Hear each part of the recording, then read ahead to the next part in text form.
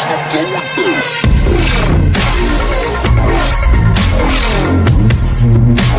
بقى يا جماعه هنتكلم عن العالمي اللي قام مقفل اللعبه في افريقيا ومقفل اللعبه في الدوري وفي الكاس وفي الدنيا كلها ورايح بقى يقفلها بره. النادي الاهلي. يا عم ده اعتراض؟ بالعكس اعتراض؟ بالعكس ايه؟ بالعكس شعور ايه؟ بشجع الاهلي. ايه؟ بشجع الاهلي. اكثر من شارك في كاس العالم للانديه. النادي القرن. النادي اللي ما جاش شبهه ثلاثه.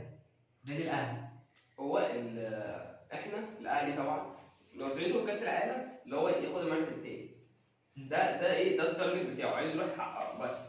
تمام؟ ففكره ان احنا نكسب ماتش الريال ده مش فارق، تكسب تخسر مش هتفرق، المهم اللي انت نتفرج على ماتش وتحقق التارجت بتاعك اللي هو المركز الثالث. اللي هو بس نتفرج على ماتش حلو ونتفرج على لعيبه كويسه يلعبوا ماتش كويس، نتبسط نتفرج على الماتش اللي هو الاهلي مشرف مصر قدام العالم بس، عشان ده ماتش طبعا كاس عالم والريال بيلعب، فاحنا اصلا ثلاث ارباع العالم هيبقوا بيتفرجوا على الماتش ده. فاهمني؟ فاحنا عايزين ايه؟ نظره مصر، نظره العالم تبقى مصر كويس، اللي هو النادي كويس بيلعب كوره. اه نوريهم الكوره بتاعت مصر عامله ازاي او زي ماتش البايرن برضه، ماتش البايرن لعبنا حلو يعني لحد ما، بس هي البايرن في الاول وفي الاخر يا جماعه يعني مش هندخل على لو بعض. احنا لعبنا نفس الاداء دوت اه قدام اي حد تاني هيبقى كويس، بس عشان دي البايرن بس. طب احنا لو هاجي اسالك سؤال، هل الفوز بتاع ريال مدريد على النادي الاهلي هيفرق معاه؟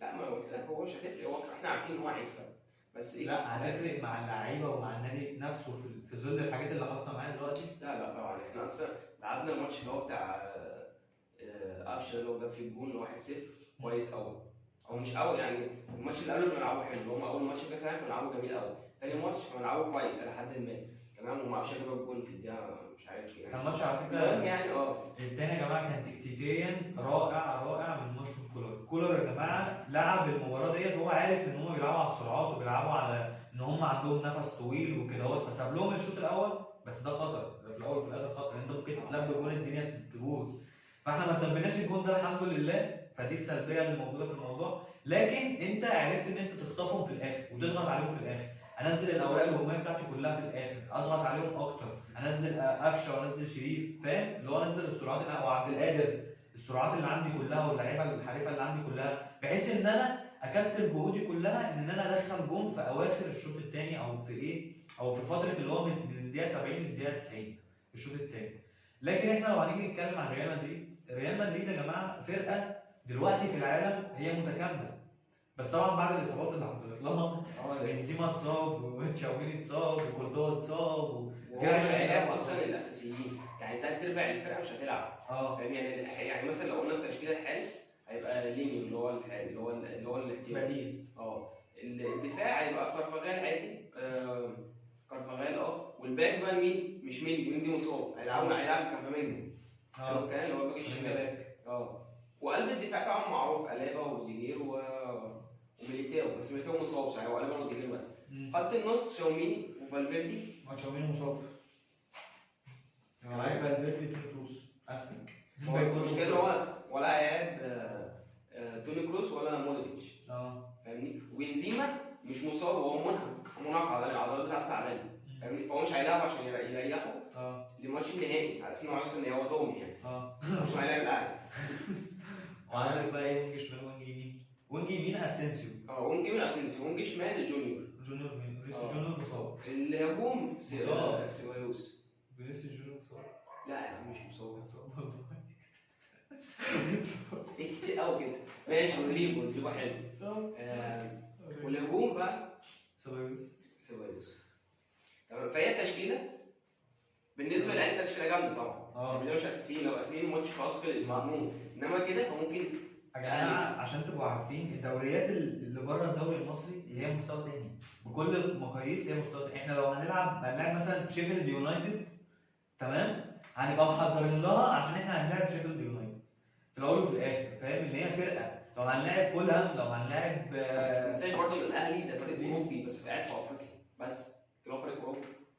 ما انا عارف يا ابني النادي الاهلي فريق جامد جدا، بس هي مشكلته ان الاحتكاك بتاعه بيبقى ضعيف قوي بالحاجات اللي بره، يعني انت اخرك مثلا ان انت كاس العالم للانديه، مفيش اي بطوله ثانيه ممكن تجمعك بالفرق اللي بره غير لو هتلعب ماتشات وديه، فاهم؟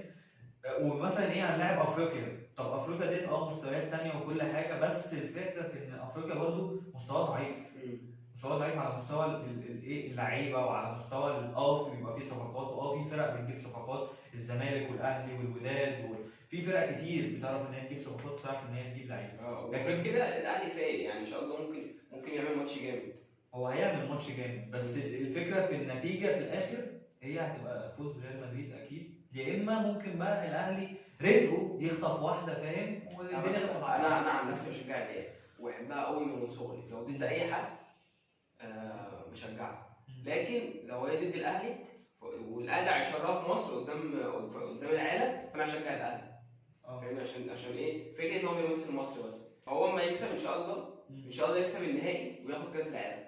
بس هو الماتش ده مهم جدا لريال مدريد، لان ريال مدريد يا جماعه بقى لها كتير متعثره في الدوري، طبعا هي الدوري دلوقتي دي من حظهم يعني، اقسم بالله الظروف كلها مع الاهلي، يعني الاهلي فايق تمام وما فيهوش اصابات، 2 3 الريال مش فايق، 4 فيه اصابات والحظ مش معاه، فدي اصلا انت لو ما كسبتوش في الظروف دي انت مش هتكسبه خالص، فاهمني؟ واحنا عندنا اصابات بس الحمد لله عرفنا نعوضها، يعني احنا مثلا عندنا كريم فؤاد لو كان موجود في البرايم بتاعه كانت الدنيا هتختلف، اكرم توفيق طبعا في البرايم بتاعه الدنيا كانت هتختلف. يا جماعه احنا ماتش في ناس مصابين من زمان مش جم في الماتش ده اتصابوا.